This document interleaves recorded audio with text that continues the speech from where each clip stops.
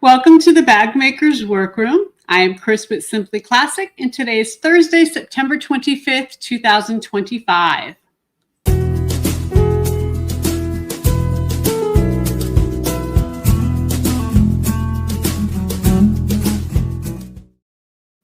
Thank you so much for joining us tonight live, everyone who is here. We go live every Thursday at 7 p.m. Eastern Time. If you can't join us live, watch the recording on YouTube at any time. Make sure to subscribe and click the bell icon to be notified when I post a new video.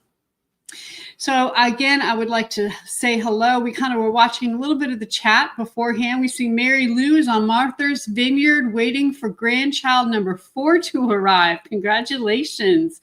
That is fantastic. Deborah says, I am at my ocean sewing retreat for the weekend. Deborah, I've seen a few bags you've posted on the Facebook group. I'm glad you're having a great time. And Grammy Jan says, good evening, everyone. So again, thank you all so much for joining us this evening. Our theme today is workroom organization, and here's what we have planned. So we're going to start by going over what's new in the Simply Classic Scoop. Then I'm going to show you our pattern of the week, which is the Rosanne and some perfect pairings. We have a couple of Rosannes up here. We got a little Christmas theme kind of going on here. I guess maybe we're just thinking about Christmas. Who knows? We'll look at some designer inspiration bags, and then we'll talk about tips to help you organize your workroom. I know this is always a hot topic, and even for me, we're always looking for better ways. We'll feature our customer's bag in Artistry Avenue, and finally, we'll do a Q&A and a pattern giveaway. So as a reminder, if you have any questions during the live stream, ask them in the YouTube chat. Please take a second to give me a thumbs up. Hit that thumbs up button. It helps us reach more people, and we do appreciate it. So now it is time for the Simply Classic Scoop, and this is where I tell you what's new here at Simply Classic, or what's kind of going on behind the scenes. So I just want to give you a few more things from little bit of information from the Sacramento Bag and Sew Expo that took place this month. I taught 4 classes at the event, including the Simply Classic Clutch, the Julie, the Sorella, and they were amazing. Heather Snow took all 3 classes. She's one of many that did all 3, and she shared this photo of her bag. I wanted to share because she really did an amazing job. And you might recognize Heather's name because she owns Purple Hobbies, which is a company that sells specialty notions. We featured her last week, and we'll see a few more of the notions today when we talk about workroom organization. But just a reminder that you can save 15% at Purple Hobbies when you use the coupon code Simply Classic. So I also want to show you one more product that was given to me at Renee at Sac Bag and Sew. And this is the Easy, hold on, it's magnetized here. Okay. This is the Easy Rip and Grip, and it's by Cynthia Needham. So we're going to go to the overhead real quick. Kind of move our prize things out of the way. And this here is what it looks like. Now, the thing that I really am impressed with, and I love Faux, and Faux is the ones that actually produced this for Cindy Needham. So they're an excellent company. If you watch me do videos, then you know my favorite pair of scissors is my Faux scissors. We do sell them on the site. I think we're out of stock right now, but we'll be trying to restock those soon. So anyway, back to this. So this is called the Easy Rip and Grip, and this is kind of the packaging that it comes in. You can see I already opened it. It comes with this really nifty pouch. And basically what it is you've got a seam ripper on one side, and you've got handy tweezers on the other, and they're connected. Isn't that cool? So everything's in one. And then you have this really nice little carrying case that you can go ahead and stick them in. It says Faux right on here. If you guys can tell, it's kind of in the leather there, or faux leather. So anyway, I just want to point this out to you. You can find them at I believe it's Cynthia, let's look here, Needham. I'm sure the description, or where you can find them, is in the description below. You can definitely get more information at info@famcut.com, and instructional videos, visit www.cindyneedham.com. Okay, and that's where you can find those. So I want to thank Renee for letting me give those a try. Who doesn't need a Jack the Seam Ripper? We all need one. Jack the Ripper. All right, so I want to go ahead and talk about a few new products we have in the store. And I'm really excited to show you these. First, we have 3 new fabrics from Tilda. These are the 100% cotton that we use for bag linings.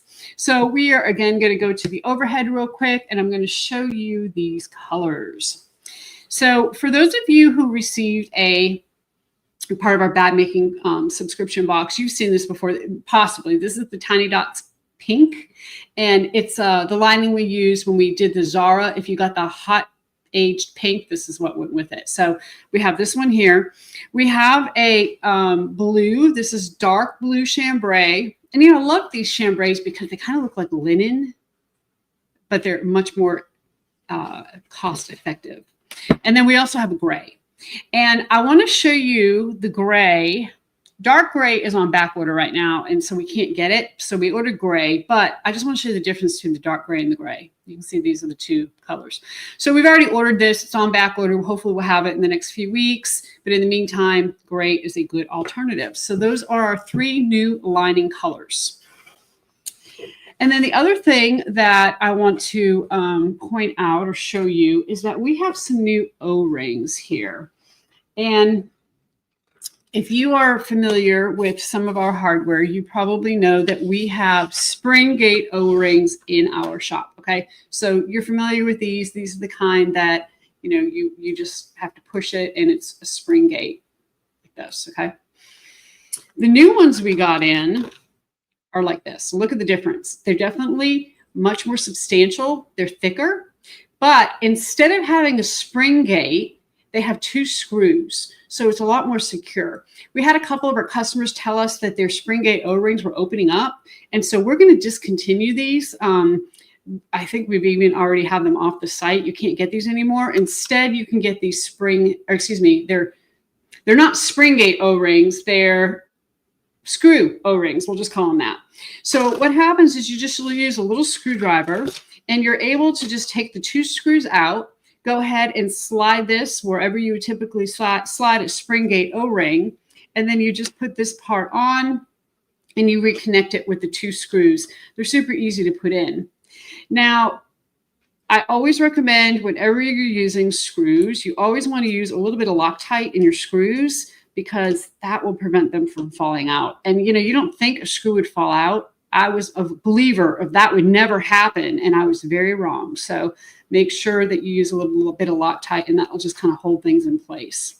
So these are a little bit bigger, again, a little thicker, and just a really great product, and we are super excited about them. Of course, we have them in our nickel, we have them in our gunmetal, and we have them in our bronze. So our 3 colors. So again, these are on the site, ready to go if you are interested in those. All right, so moving along, let's see what we have next here. Oh, we have a question. So Grammy Jan says, I received my first subscription pattern and I am so impressed. Yay, thank you. I'm so glad you ordered. That's really been a great hit. Every quarter, we make more and more and more boxes. And we are so appreciative of all of you for supporting us. And we really enjoy putting them together. It's fun to be able to, figure out the different color schemes. And we kind of like getting you out of your comfort zone a little bit. We all have our favorite colors we tend to gravitate to. And I think that getting these subscription boxes really helps maybe get us out of that and try something different and try different products. And people are, overall very excited about it. I think that they really appreciate that. So thanks to all of you. Rock says, I use clear nail polish instead of Loctite. Well, there you go. I never heard of that, but I love it. That's definitely a great option, and probably, to be honest with you, probably stays even better. Sometimes, the Loctite holds it in place. You can still get the screws out later if you need to. But, anyway, I think that's a great option. So I appreciate you recommending that. So we also want to remind you that we have a booth at the Houston Quilt Festival next month. I'm also going to be at Quilt Market with our partners at Brewer Sewing during Market. But for festival, what they call it Quilt Festival, it's October 9th through 12th. We are going to be in booth 1604. 1604. And the event was very kind to send us 10 free tickets or 10 tickets.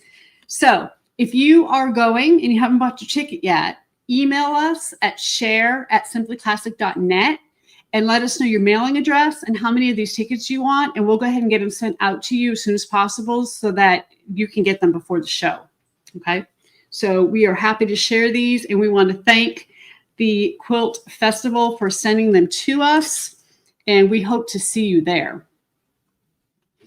So the next thing we want to talk about, of course, is our bag making subscription box. We just want to remind you that there are still a few days left to subscribe. You have until September 30th, which I believe, says right there, Tuesday. There you go. It's Tuesday, September 30th.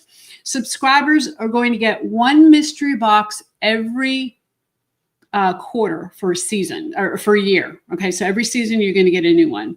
And you basically get a brand new Simply Classic pattern, a PDF version, one you've never seen before.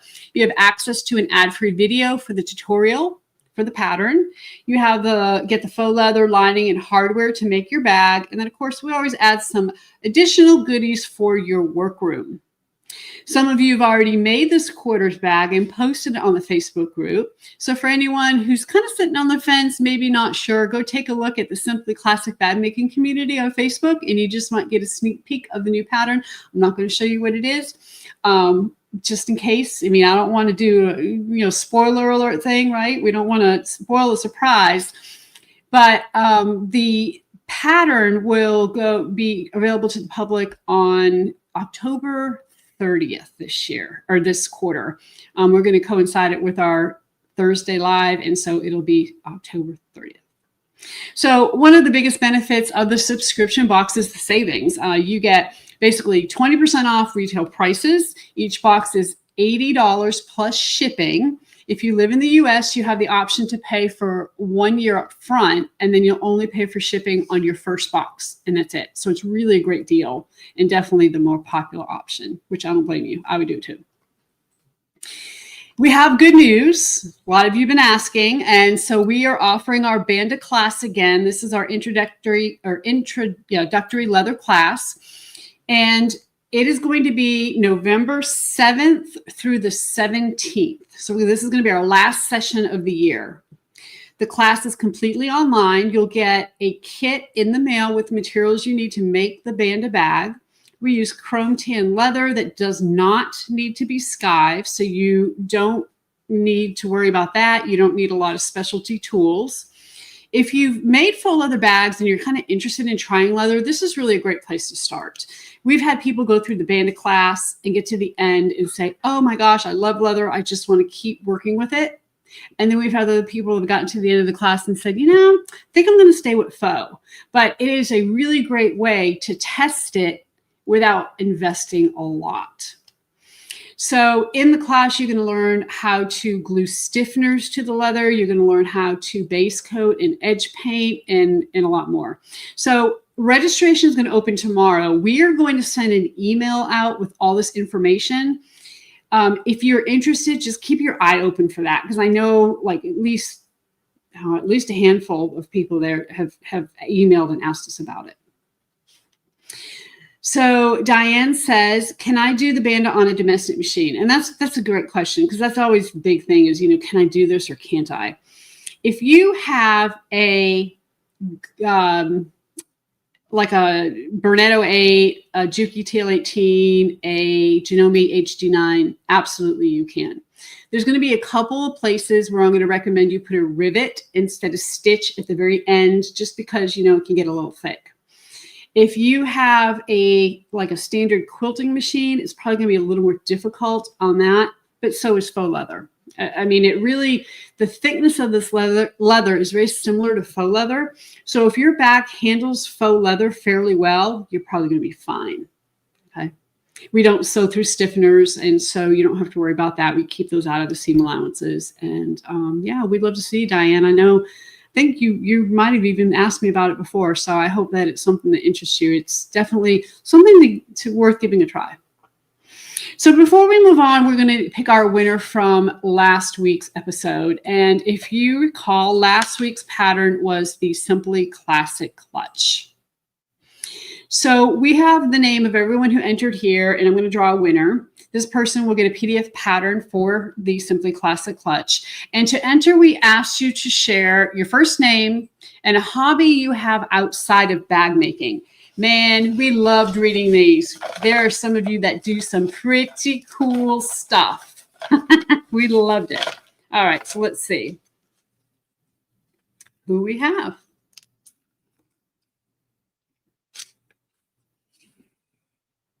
Michelle Davis. Congratulations, Michelle. So Michelle says, I also spin fleece fibers into yarn as an outside hobby. That is very cool. Love it. So when we were, congratulations, Michelle. Let me say that first. And then let me also just kind of tell you a little fact story. So when we were up in Alaska, we went, just so happens the Alaska Fair was going on.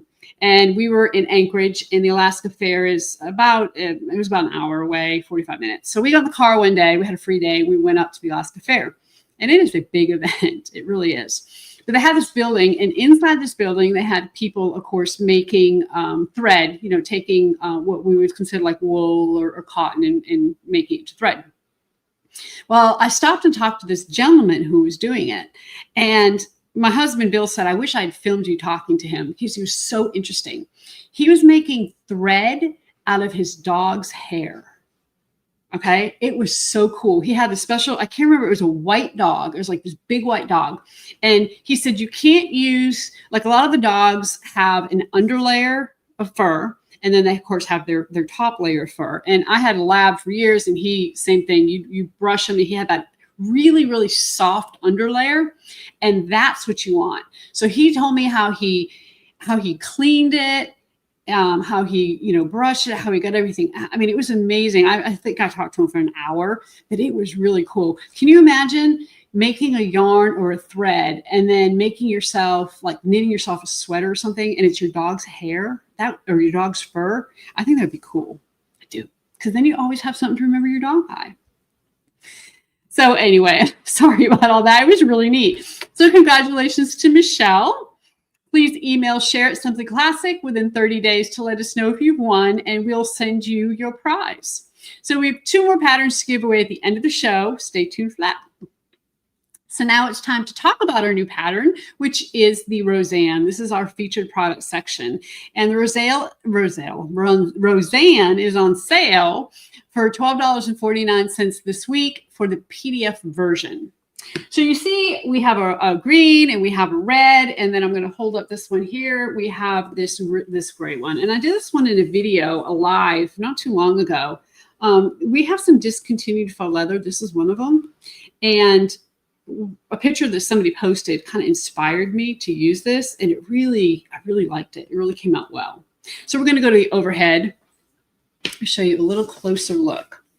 Now, Rosanne is my inspiration for this was a Brahmin bag. Okay. Loved it. Somebody had posted it on the Facebook group, and it's just something that I kept thinking, gosh, I really want to do that. It's just beautiful. And one day I did.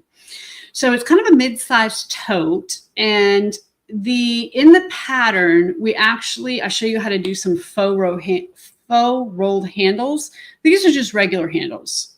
So, just a normal 4-inch folded in half and folded in half again. So you don't have to do the rolled handles. You could just do a regular strap instead, or a regular handle instead. It has a flap closure, and of course these are our magnetic snaps that we love so much. They're decorative, super easy to open. And then once you get inside, you have 2 more magnetic snaps here that open up into the inside of the bag. We have the slip pocket on one side. We have a zipper pocket, of course, on the other side, and then we have a key fob. Now, you know that you can customize these interiors, as much as you want. You can put another slip pocket maybe over here. it's not a huge bag. Okay. It's not like a huge tote. It's just like a really good size shoulder bag, very similar size to the Julie. Okay. So there is an option in the pattern for a zipper closure, like a zipper placket. But I'm going to tell you, I wouldn't do it. Between these two snaps and this snap, first of all, you really don't need it. And second of all, because the bag is wider at the top than at the bottom, the zipper placket has to go in an up position. So I'm going to pull this one down from the shelf real quick. We're going to go to the overhead, and you can see here how this zipper placket is facing up towards the top of the bag. Okay. You have to do it that way because of the fact that the bag is wider at the top than the bottom. If you tried to put a zipper placket in here and push it down like we normally do, it's going to get all bunched up and it's not going to look good and it's not going to work well.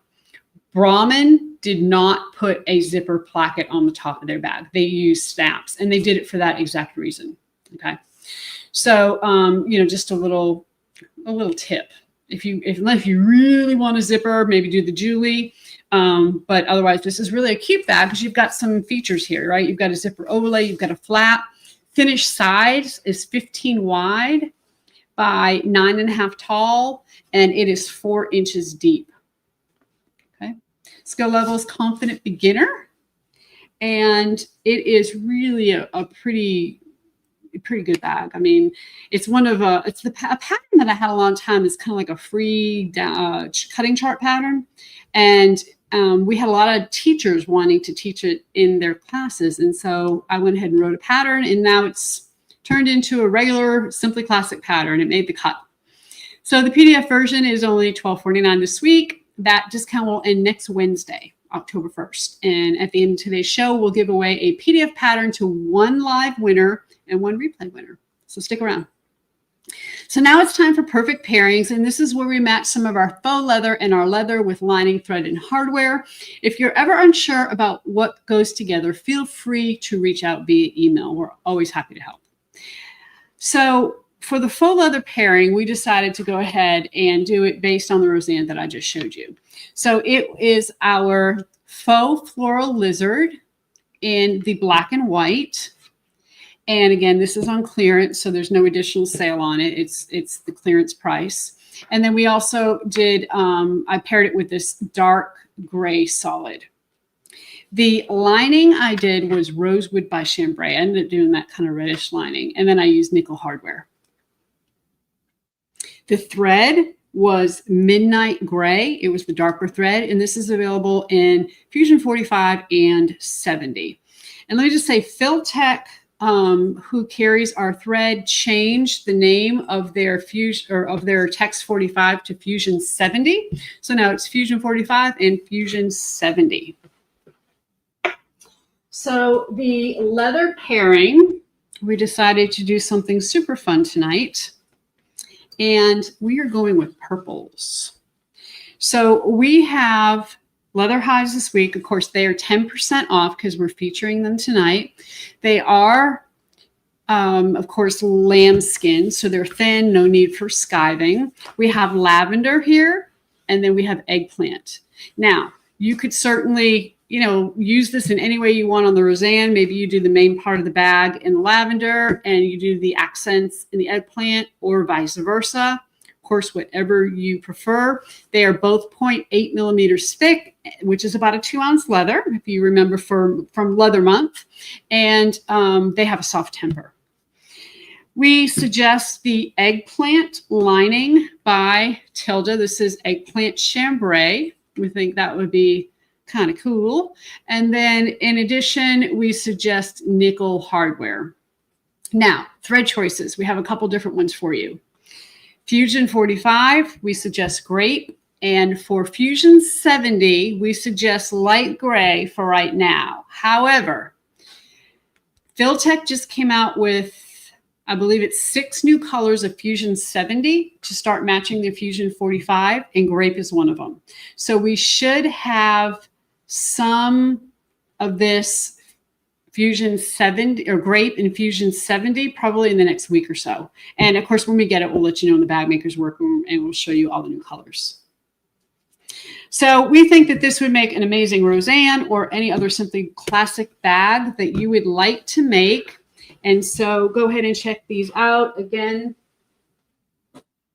the leather is 10% off this week. So we are now going to move on to designer bag inspiration. And a few weeks ago, we marked down some of our faux leather that has been discontinued by our supplier. So it's on clearance right now.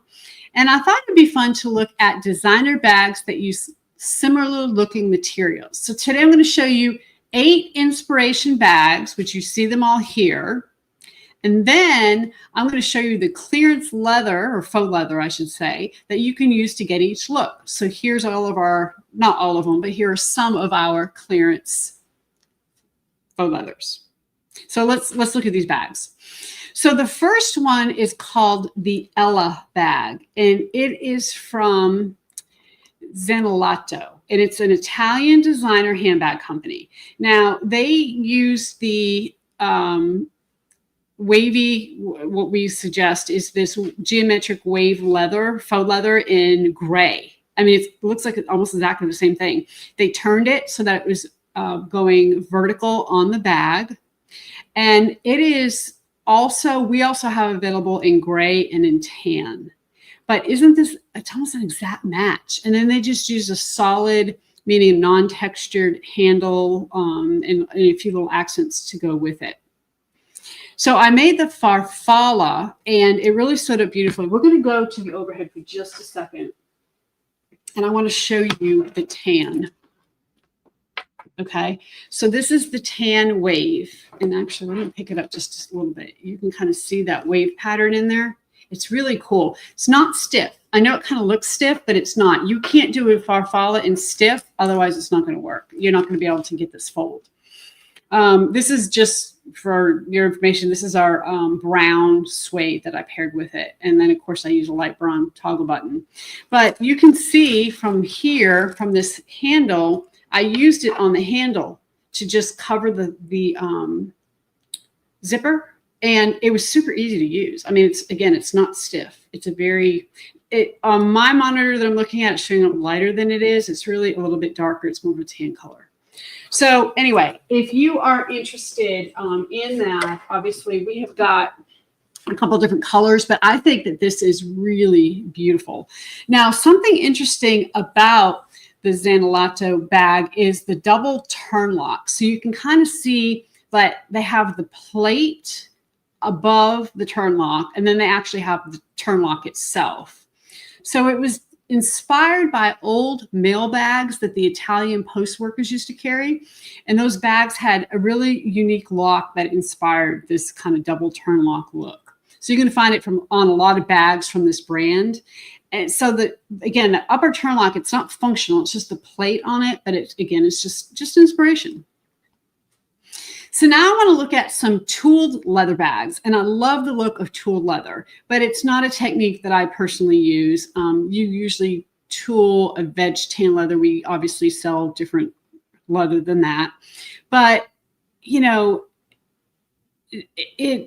I know the faux that we're showing you here, the geometric swirl, it's not exactly the same, but it's pretty darn close. You know, does our faux look exactly like tooled leather? No, but it really gives that dimensional texture that we're looking for. So this is a crossbody bag by the Sack. It's $150. And again, even for them, it's not hand tooled, it's embossed. But it has those kind of classic scrolls that we see all the time.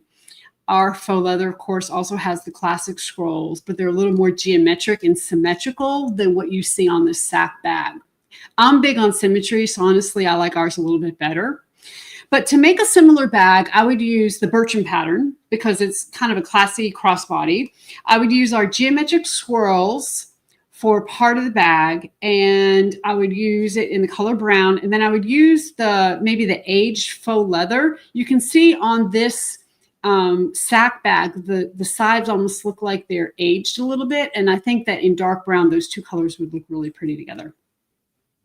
So Jack 1673 says it would be pretty as a saddlebag, or saddlebag is the flat part. Yeah, I agree. I think that the flap would be beautiful in that swirl. And mentioning that, we're also going to show you this next one who basically does that.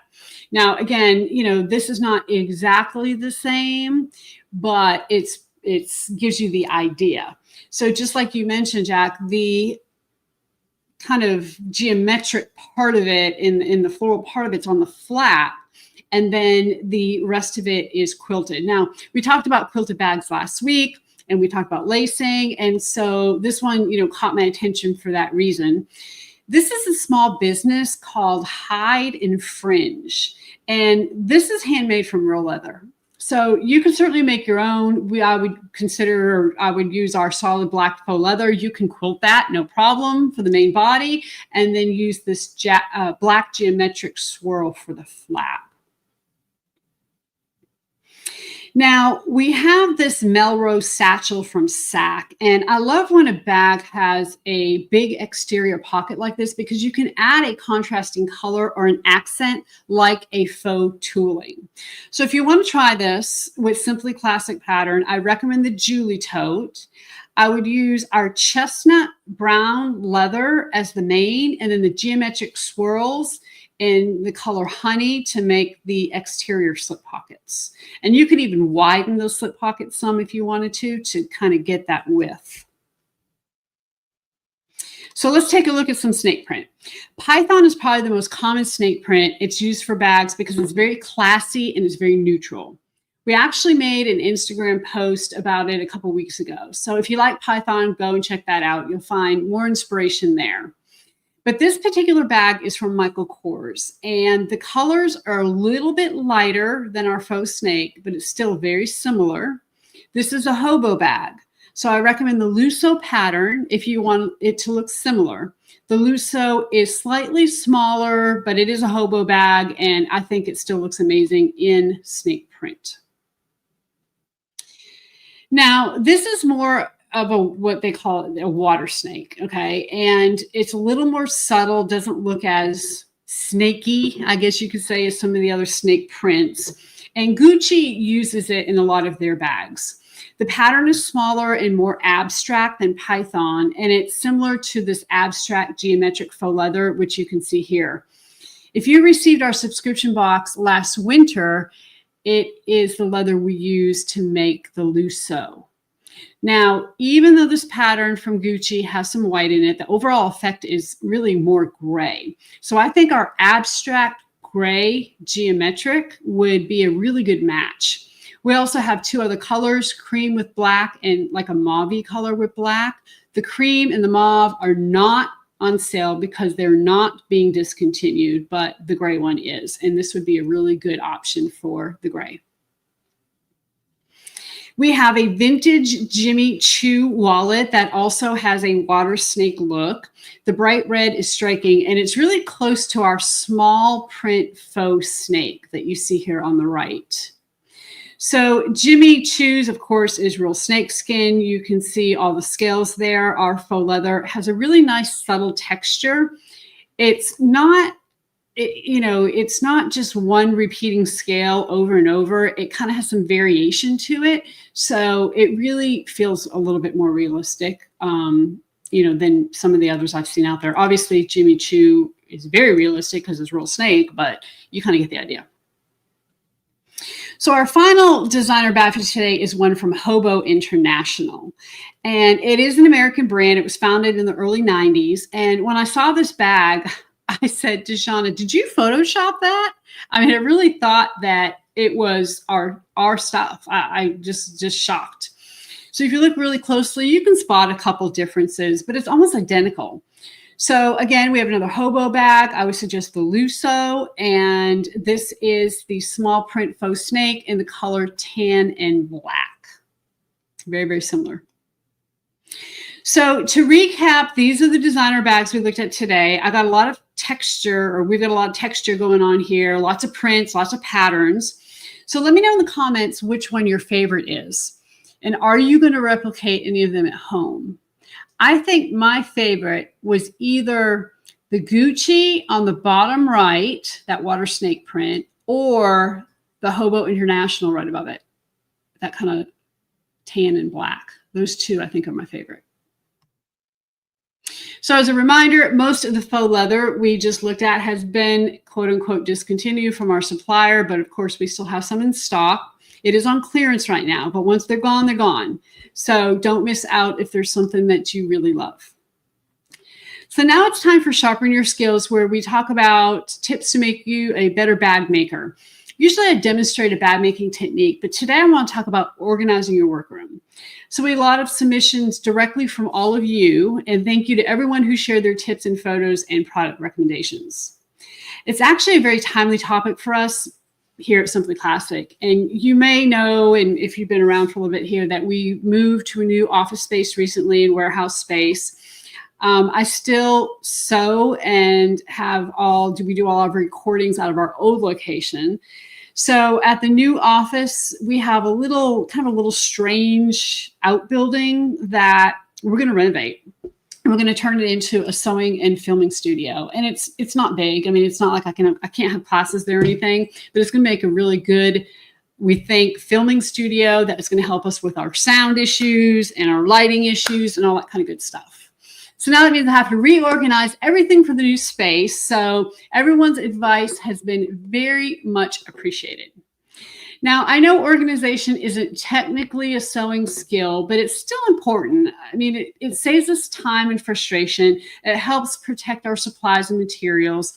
And everyone's approach is going to be a little different. Some people need everything in its place, and then others thrive when there's like a little bit of chaos.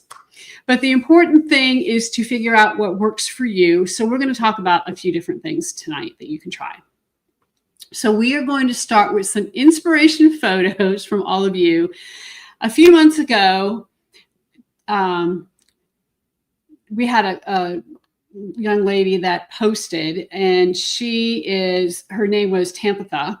She made a post in our Facebook group asking to see photos of everyone's sewing areas. She felt like hers was kind of disorganized and she spent too much time searching for things, and she wasn't actually sewing. She was just always looking for things. And so a lot of you responded, and I was really impressed by how organized some of you are. So Kathy shared this photo, and her comment made me smile. She said, right now, at this moment, my space is clean, but in an hour, stuff will be flying all over the place. And I can definitely relate to that. I really love how organized her space is, though. And she keeps her thread and notions on little shelves above her machine, and her fabric is organized by color, which is a big thing that a lot of you suggested. This photo here was posted by Leslie King, and she captioned it, "My Happy Place." And I want it to be my happy place too. It looks amazing. Everything's so tidy and colorful. And this is a good reminder that it's not just about being organized. It's about creating a space that you actually want to spend time in. And my gosh, I mean, Leslie, this is absolutely beautiful. Now, if you saw these photos and thought, yeah, my workroom looks nothing like that, you're in good company, because I'm the same way. Mine does not look like that. So let's talk about some specific tips and products that can help. And we're going to start with organizing your sewing patterns. So this photo, see this photo? My friend Lisa posted this in the Facebook group back in May because her patterns were, in her words, a hot mess. And she asked for organization tips and ended up taking her patterns from looking like this to looking like this. So if you're kind of in a similar boat, there's some tips from the Facebook group that we want to share. And the first step is about protecting your patterns so they don't rip or stain. So the number one suggestion is to use sheet protectors or binding pockets. So some of you recommend specific products you like, including these here on the screen. We went out and found them, and we linked them here. So these are in the description below. I know that So Hungry Hippie also has a YouTube tutorial where you can make a pattern protector out of clear vinyl. So if you have any lying around, that might be any clear vinyl, it might be good to check out her video. Other people suggest you using large Ziploc bags, which is also a great option.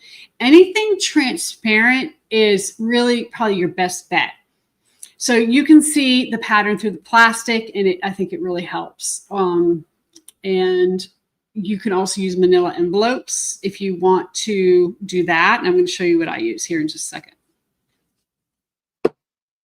So we're going to go to the front here, and I have two different things that I do, but all of them include manila envelopes. So if I have another designer's pattern, what I do is I put them all in these huge manila envelopes. Okay, these are big ones. This is a pattern by Lynn's Handmade. And then I just use a sheet protector. Okay, so I actually have, this is the front of the pattern. And I just stick it in the sheet protector and actually tape the sheet protector to the envelope. Now, I was really trying to be super organized, and I was using a different color for every pattern type. But then I ran out of duct tape, and so I stopped doing that. So now I'm just taping them on there. But basically what that means is that all of the pattern pieces and the pattern itself are in the envelope. And then if I have anything that I have done differently, because I'm always changing and hacking patterns, those are in there as well. Sometimes I even put inspiration pictures inside the envelope of, that kind of remind me I turned this pattern into this bag. Now, those are for patterns that are not mine, that I actually have bought from another designer. The patterns that are mine, that I wrote, I just put, and I'm really technical here, I put it in an envelope and I put the name of the thing on there, Zara, and that's it, okay? And basically I have a place where I keep all of these. I keep them stacked up, put them in alphabetical order. The ones that are the other designer's patterns, I actually have like a cubby. These envelopes are a little bit taller than the cubby, but I just stick them in the cubby and let the top show, and I organize them by type. So all the wallet patterns are together, all the crossbody patterns are together, all the tote bag patterns are together. You get the idea. So again, once you get them in whatever you want, you need to store them. So I just told you how I did mine. A lot of people put them in file folders, and they store them in a file box or filing cabinet. A file box is really great if you don't have a big workspace, and that way you can kind of store it out of the way when you're not using it, like in a closet or something. Another popular option is a 3-ring binder, and that would be kind of a good idea too. I like that. Lou said that she stores hers on magazine racks, which is very smart if you can get your hands on one. So some of you prefer to have your patterns hanging up somewhere. So Kim shared this photo of her setup. She hangs her patterns from her leather shelf. She also suggested hanging a clothesline on your wall and just clipping your patterns to the clothesline if you don't have a shelf like this. But basically what you see here is she has her leather that she stores on the top of the shelf, and then the patterns just hang. And it looks like she's got them in some kind of clear sheet protector there. So it's really a great idea. Courtney says that she hangs her patterns from wire hangers. She uses a 1-inch binder, and she has one hanger for each pattern designer. So that's a cool idea. And then she can store them away easily, probably just hangs them up in a closet. So again, you can group your patterns by designer like Courtney does, or by the type of bag it is like I do. Again, backpacks, totes, wallets, etc. Another option is to use colored stickered labels. So maybe all tote bags get a blue sticker on them, and wallets get a green sticker, or something like that, just to help you see them more easily. Because as we know, once we get a bunch, they kind of get, kind of stacked up. It's hard to see.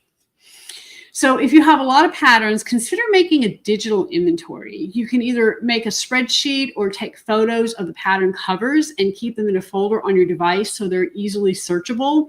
Then when you're looking for a particular pattern, but you don't remember what it's called, you can just look at your own little database. There are a lot of apps and websites as well that can help you do the same thing. Thread Loop is a popular one, and I've never used it myself, but let me know in the chat if you've used it, because I'd like to know about it. Now, another thing is of course, all these patterns are pretty much ordered online. So the first thing I do when I order a pattern is download the pattern. And then on my computer, I actually have a folder called Patterns. And then in there, I have the name of each designer that wrote the pattern. And then underneath there, I have a folder that says what it is, and all of the files are in there. So I kind of have it both ways. Again, what helps me is if I see a pattern I like and I think, oh, I want to get that pattern, I'm able to go straight to my computer, look at my folders and see if I have it. I can go straight to that designer and say, okay, Lynn's Handmade Maryland Wallet, I like it. Oh, well, I already have it. I don't want to buy it again. So Jane says, Apple and Android have an app for books and patterns. Really? Is it a free app, Jane? Or is it an app you pay for? Because that's interesting. That would be really cool too. Jane says the first 50 are free. Huh? Well, there you go. Love it. Thank you, Jane. Okay, so that's patterns. So now let's talk about fabric and leather. So the biggest tip from Facebook group was to organize fabric in cubbies or bins and store them by rainbow color. So I love that because it's practical. It looks nice. You can kind of use your fabric as a decoration in your sewing room as well. And if you have a lot of fabric, consider making a binder of swatches that you can easily flip through quickly to find what you're looking for. So one idea on that is to take an old photo album or something and take little swatches of your fabric and stick it where the photos would go. And you can even, put a little label on it. And then that way, as you're, thinking maybe you have something you want to make, you can flip through, see what you have without having to go to your shelf and pull out everything that's on there. And another thing is if you have a fabric, let's say you're at the fabric store and you say, gosh, do I have anything to match this? If you have that book handy, if you don't mind, taking it with you, you can certainly look at it. Obviously, we know you can do the same thing with photos on your phone, which would be a lot easier than toting a book around. However, we all know that sometimes photos do not come out the same color as the product. So, a lot of times it's easier to actually have the fabric swatch with you. So a lot of you prefer to organize it by type or texture. Like, for instance, all the solids in one bin, all the ostrich in another bin, all the crocodile in another. And this would be going to talk about faux leather or leather. I do the same thing here in the studio. We used to sell our faux leather in bags, but now we have clear boxes, so we can stack the rolls more easily. So what I recommend, and I'm going to pull out our boxes, is to keep these boxes, even if you're, buying faux leather, if you've got some of it from somebody else, or once you take the faux leather out of the box, just go ahead and put another piece in there. And these stack up, and we have a couple different sizes on the shelf easily without smushing the faux leather. And they're the perfect size for 18-inch rolls, of course, or less. Most people don't sell less than 18. I think 18 is the most people sell. I know some sell 16 and 12, but anyway, it'll fit in these boxes. And then you can easily stack these up. So, keep your boxes. I think that is a great storage opportunity to use those to help stack your faux leather. And then you can see it a lot easier too. So for leather, we roll each hide onto a sturdy cardboard tube, and we have an end cap on it. So if you've ever purchased leather from us, a lot of you have seen this. And you can see, we just buy these rolls. And with these rolls, you get these end caps. Because a lot of people use them as, they're actually mailing rolls. So a lot of times they're putting something inside, and so they cap it, and then they send it, like maybe blueprints or something like that. But what we do is we print stickers, and on the sticker, and I'm going to show you in the overhead if I can. This is kind of a long tube. But you can see there, I think. Let me try it this way. That, like, for instance, this is the eggplant, 5 to 6 square feet. So we just got 1-inch stickers at Amazon or whatever. We printed them on our little Munbine printer, and then we just stuck it on the edge. So now we know what the color is and what the square footage is on the hide. So, of course, you can reuse these for a long time. Sometimes they get damaged in shipping, but we try to ship it in boxes so they don't.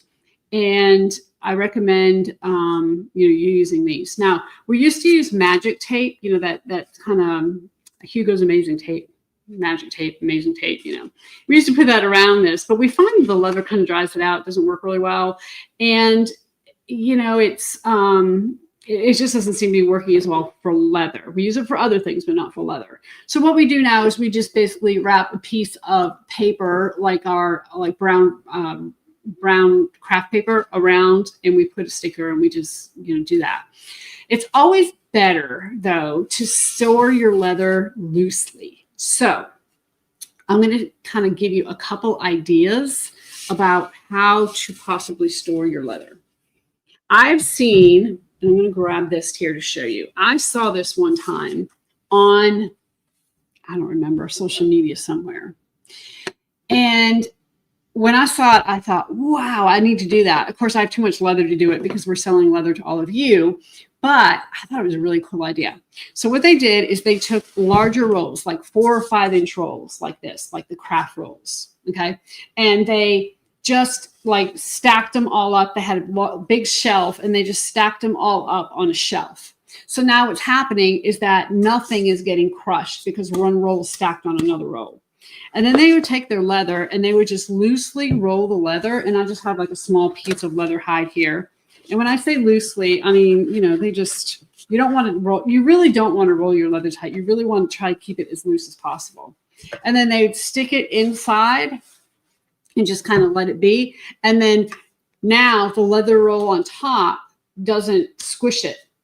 Or then, because of course leather can get heavy, you have several hides of leather, and now all of a sudden your leather is getting squished. And so this keeps it really nice. Of course, you have to have the space for that. A lot of times it's easier said than done, but basically they can have a wall of leather, and if they have a little bit sticking out, you can see the color. So it was kind of a cool idea. I really liked it. Now let's talk about scraps. So I have 3 scrap boxes underneath my cutting table. Okay, they're like bins, like clear bins, 1, 2, 3, all in a row. And I have 1 for leather, I have 1 for faux leather, and then I have 1 for linings. So the cottons and things like that I use, adhesive lining. And they're when I need to do a sample bag or whatever, I go, if like, for instance, I'll take my lining bin out and I'll look through all there to see if I have pieces big enough to use before I start cutting into, larger pieces. Same thing with faux, maybe look through there, see what kind of scraps I have to use as accents. And of course, same thing with leather. Now, leather, of course, I love leather scraps. Don't throw your leather scraps away. We have a couple leather scrap buster videos that you can watch, and if you want to use up some of your scraps, so look down below. I think we have a link to that, and it's really a great option for that. So now we're going to talk about tools and notions, because we get a lot of those, right? And I'm including thread and hardware in this category.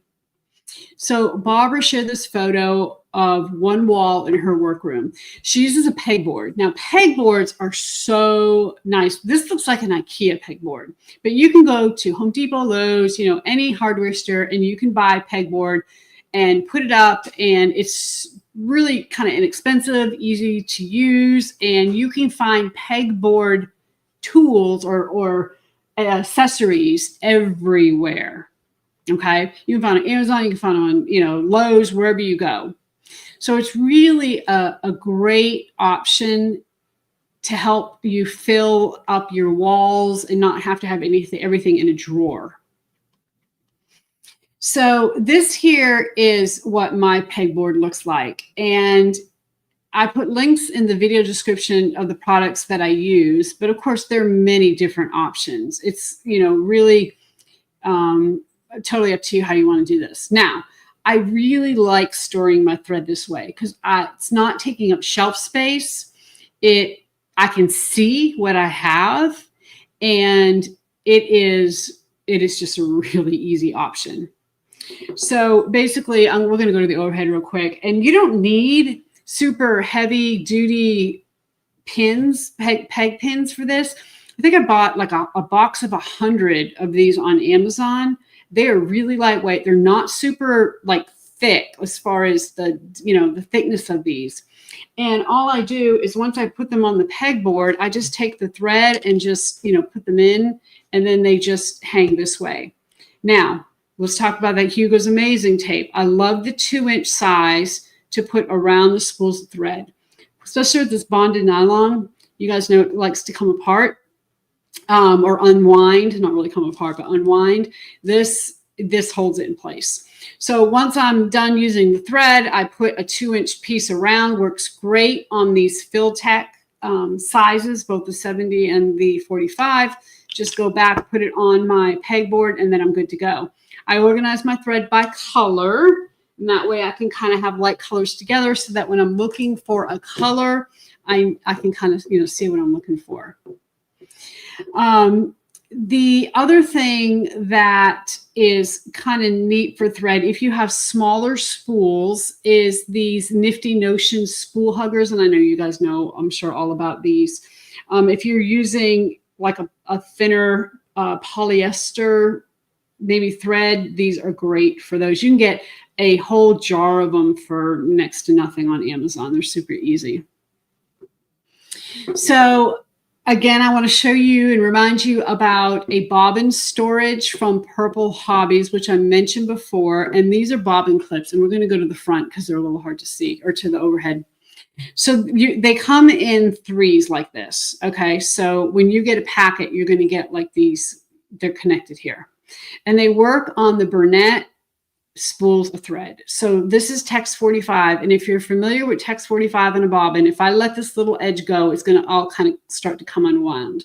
But if you put it in this thread holder, it connects, like it pulls, or this part here goes down into the actual spool of the thread, and it holds it. So you can see here's my end, and it's not coming unwound. And so this is a really great option if you have got like a Burnett, or I think this will even work on like the Juki TL18s and the Janome HD9s, because Janome and Burnett are essentially the same. So, that will work fine. But this is a great, inexpensive way to hold your bobbins. And then I also want to remind you that you can get 15% off at Purple Hobbies with the code SimplyClassic. So we're going to talk real quick about storing hardware, because I just got a time warning. So we're going to go real quick through this.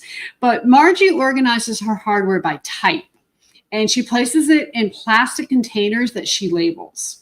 Now, I know that some of you like to buy container sets that stack nicely, and that's really a great option, but it's not necessary. You can use Tupperware. You can use jars, old jars like from your kitchen or whatever else you have on here. And you don't have to go buy a bunch of new things.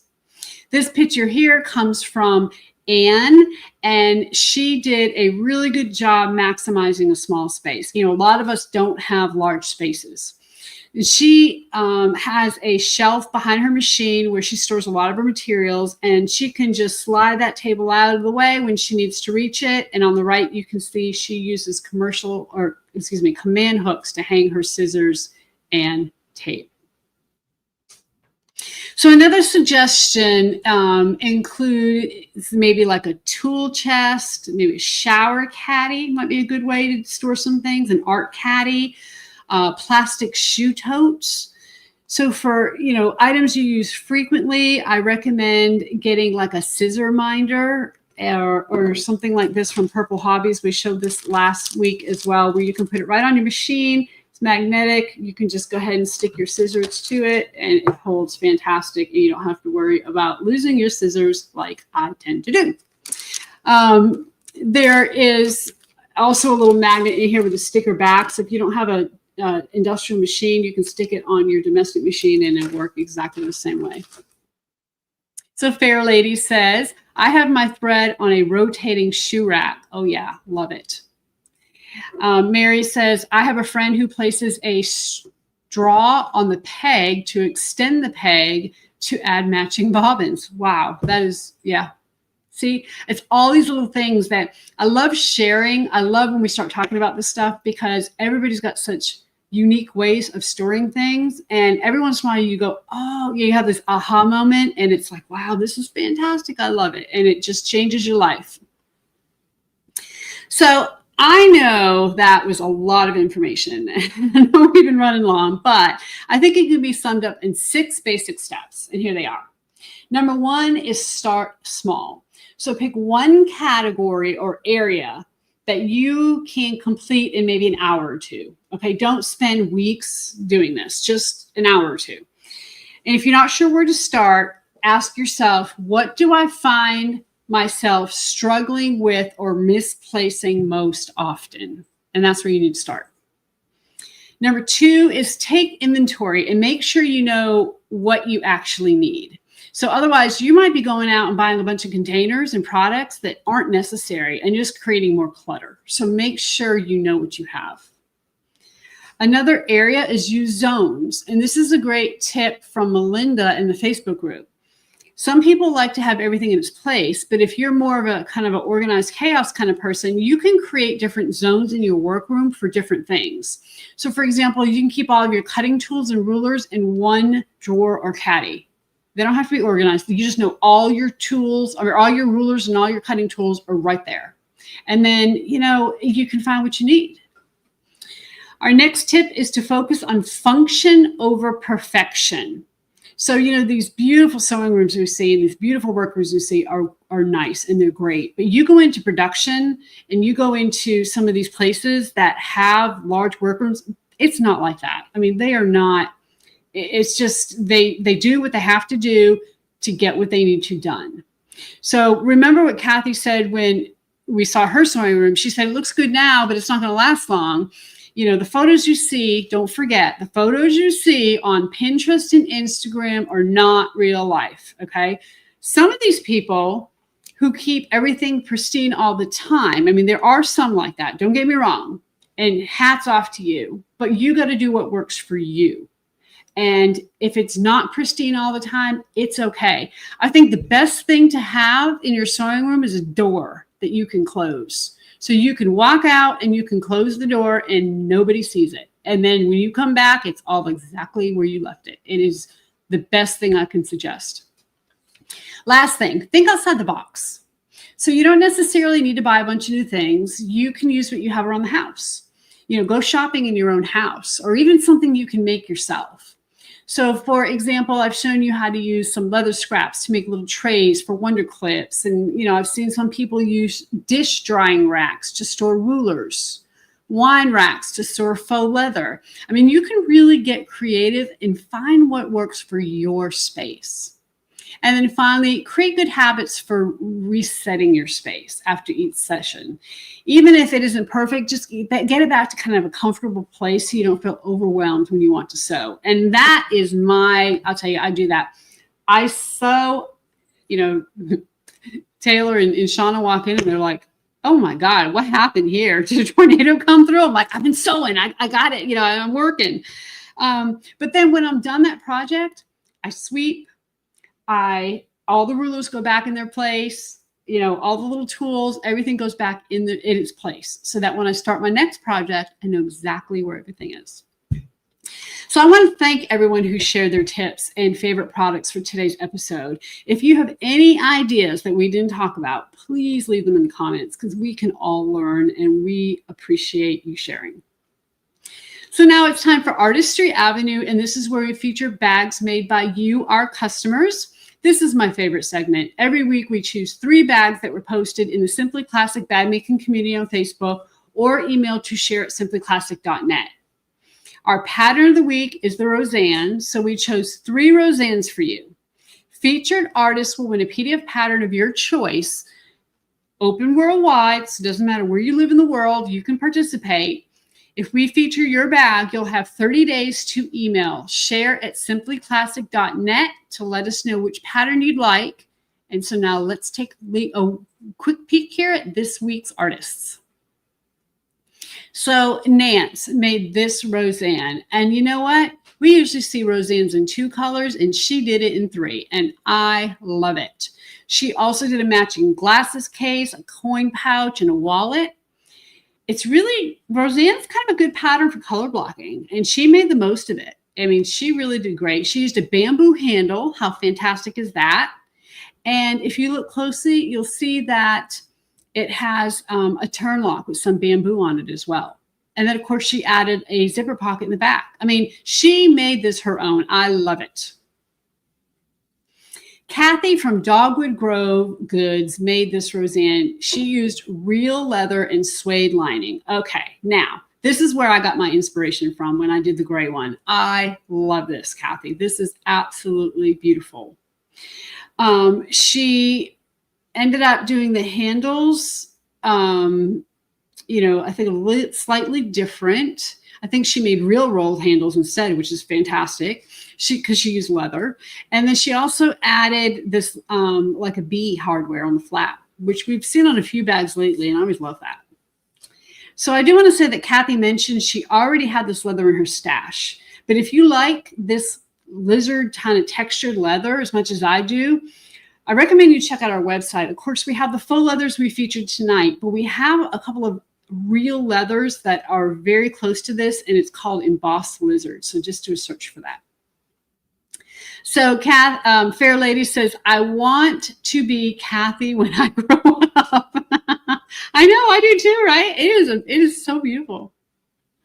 So finally we have Christine, and oh, wow. I mean, look at this bag. It is amazing. It is just beautiful. I love it. I like yellow. Now, she uses kind of iridescent faux croc.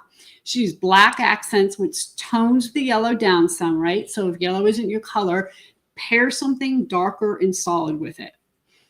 I like the lock on the flap. It's just really cool. She did a beautiful job with this. I really love it.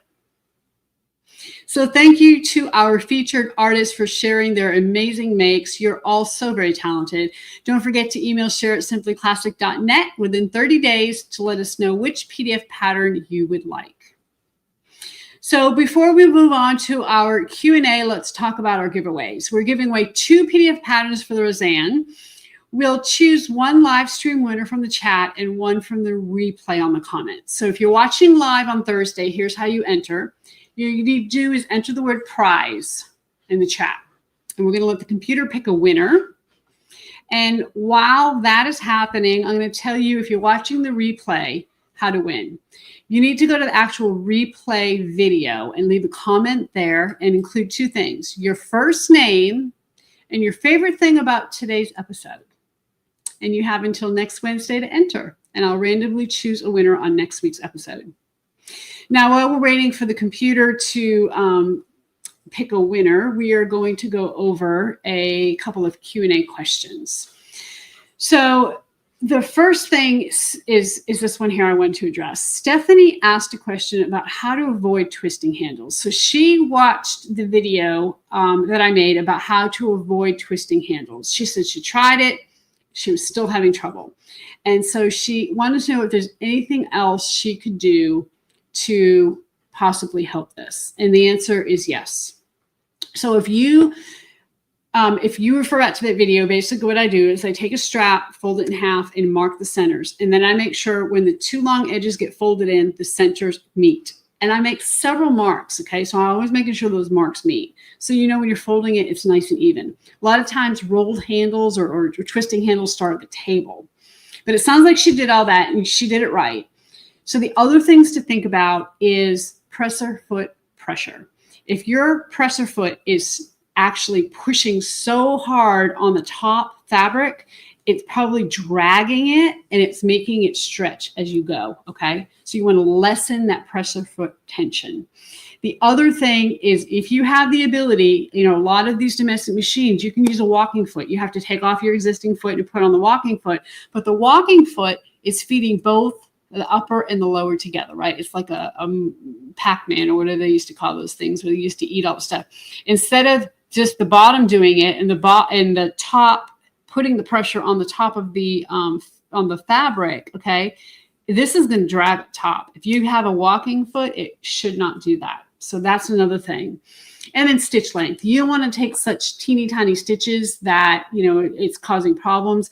Whenever you're using leather or faux leather, you always want to go with the larger stitch length anyway, because it's making a hole in the product, and you definitely don't want holes, because then it's just going to rip like perforated paper. All right, so we're going to move on to the winner, because I know we're going over on time. And the winner is Carol Calkins. So congratulations, Carol. Make sure you email share@simplyclassic.net. And if you can do that within the next 24 hours, it helps us tremendously. Let us know you won, and we'll send you the Rosanne PDF pattern. So thank you for joining me in the Bag Makers Workroom. Make sure to join us next Thursday, October 2nd. Holy cow, I can't believe it's going to be October. We'll be here at 7 p.m. Eastern Time. Don't forget to submit your Simply Classic makes by posting them in the Facebook group or emailing them to share@simplyclassic.net. And please remember to click the thumbs up button on your way out so that we can do better reaching more people. And until next week, everybody, happy sewing.